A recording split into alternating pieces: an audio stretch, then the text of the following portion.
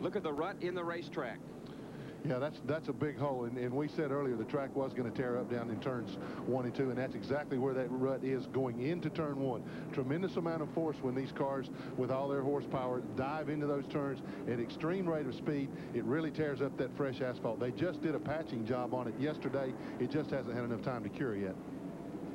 But we applaud the folks here at the South Boston Speedway for resurfacing a racetrack, one that the drivers like to compete on because it is a challenging racetrack, and it takes a good driver and a good setup to compete here. This track hosted Winston Cup events when it was called the Grand National Series for about 10 years. Men like Richard Petty had won here, David Pearson, Allison, Glenn Jarrett. You have won races at this track. Well, I would like to say that I have, and I misled you. Well, you were pointing at yourself there like you did. Well, but I was saying my dad. I don't think I've ever won a race anywhere. Yeah, I think that fellow's name is what, Ned Jarrett? Ned Jarrett, yeah. Yeah, we've heard of him. It's got to be very frustrating to repave a racetrack. They were trying to improve it. In some circumstances, the heat, the track not curing have just worked against them. Their heart was in the right place. Oh, absolutely. This is one of the best kept facilities and one of the prettiest facilities on the whole circuit. And so everybody loves to come here and race. We're back under green. And Tommy Houston, a gentleman who's had his share of troubles this afternoon, is trying to work his way back forward and get himself on lap. And we talked with him earlier about track conditions here at South Boston. And now look at him. There he goes for a spin. We got to stop talking about these people because every time we do, they get in trouble. That is wiped out. Chuck Bound, the 27 car at the left portion of your screen is Elton Sawyer, and Jack Ingram, who's having his best run of the season by far.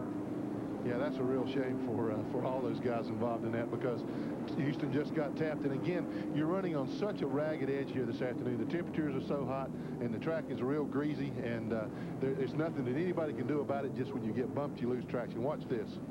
Tommy Houston was working behind Todd Bodine. He tried to come down the racetrack. Dave Rezendes was already there. Rezendes pops him in the door, sends him around. He caroms in Steve Grissom is there too. And then look at Jack Ingram running strong. So was Chuck Bound, and they had a roadblock. Yeah, and I don't think Jack's car was hurt too badly. I think he got stopped before he hit too hard. Chuck had looked like a good bit of front end. In fact, he does have a severe amount of right front damage. But I don't believe Ingram's car was hurt too badly. And it looks like Chuck Bound's car may have taken the worst lick. He's throwing up a smoke screen from a good bit of sheet metal rubbing on that right front tire. You know, some races that gained a lot of popularity a few years back, these enduro races, they take street cars, throw them out there for 300 or 400 laps. You know, strongest, will come away the winner. Here's Chuck Bound smoking heavily the right front of that Pontiac. It looks like an enduro race here tonight. Only the strong will survive. That's right. The smoke you're seeing out of Bound is tire smoke. It is not oil smoke. And the crewmen stay busy on pit road as we completed 174 laps. We've still got 126 to go. How many more cautions will we see? We'll find out in just a minute here from South Boston.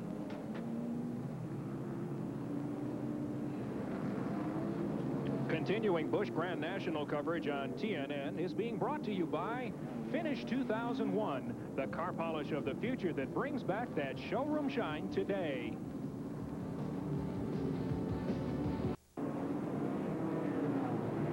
Racing fans are as loyal as any fans in the world that signed back their farewell to Jack Ingram. He's on his last season of competition in the Busch Grand National Series. He was running in the top 5 in that latest incident. We'll talk more about him in just a moment. An interesting story of him here in the race. There's our leaderboard as we have it. Jeff Burton is now our race leader with Ed Barrier second. Then it's Todd Bodine third. We're back under green again. The question is, for how long? The car on the outside there, car number 87, is Joe Nemechek. He's a lap down. He's had some problems now. He's hung out in the outside lane, but Joe has done a real good job of keeping his car straight and clean today. He's one of only 4 cars on the racetrack that doesn't have any damage on it.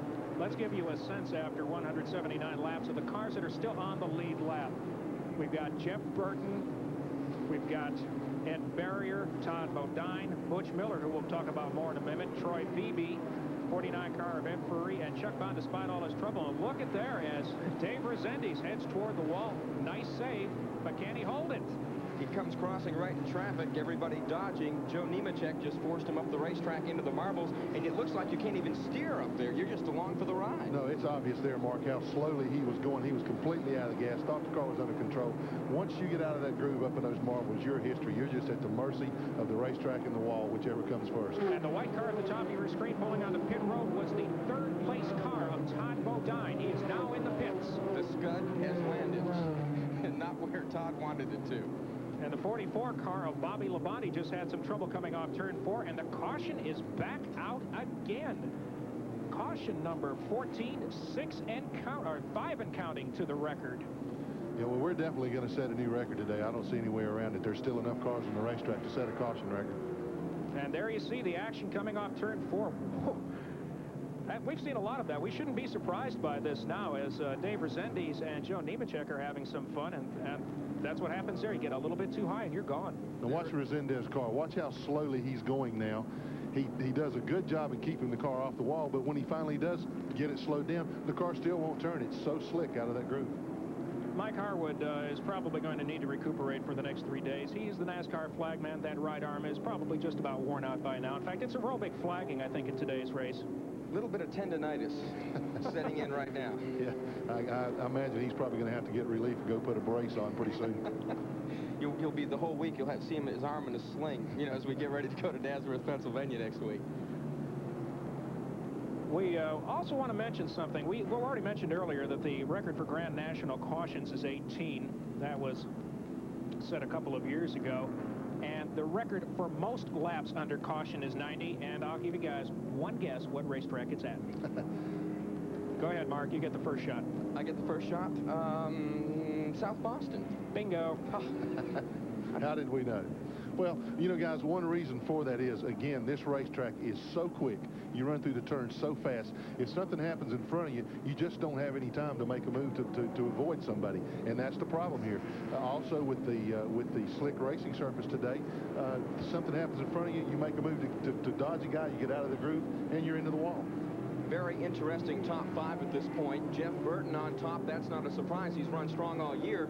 But Ed Barrier, Butch Miller, of course, has won a race, but Troy Beebe also up there along with Bobby Daughter. So a very interesting top 5 at this juncture of the Carquest Auto Parts Stores 300. Yeah, Bobby Daughter a while ago had been leading the race, but he ducked onto pit road real briefly, stayed on the lead lap, and we're back under green once again on lap 186. We've still got 114 to go as the beaten and battered field charges up the backstretch with Jeff Burton, the leader, being dogged by Ed Barrier, by far and away having his best run of the season.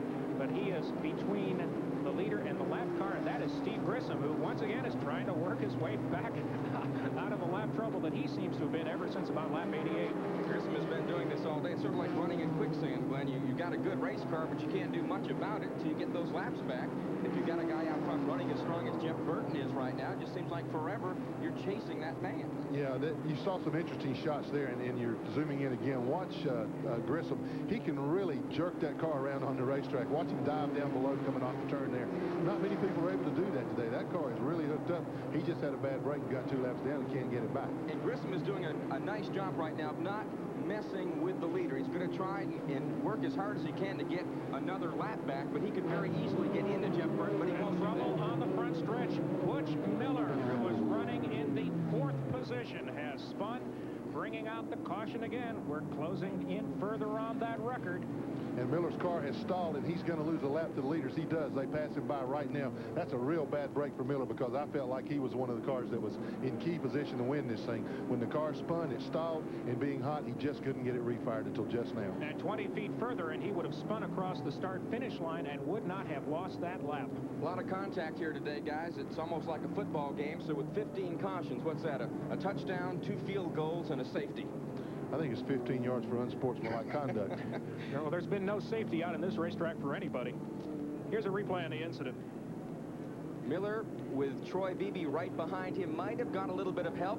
A slow, lazy spin down the front straightaway, and everybody out of the way as Butch Miller comes to a stop. There you see it again at ground level. Miller sliding safely to the inside, and everybody else scurrying to the outside and safety. Well, this is one of the times when you spin, he spun down the racetrack out of harm's way, but the one thing that he couldn't do was to keep the car running, and it cost him a lap.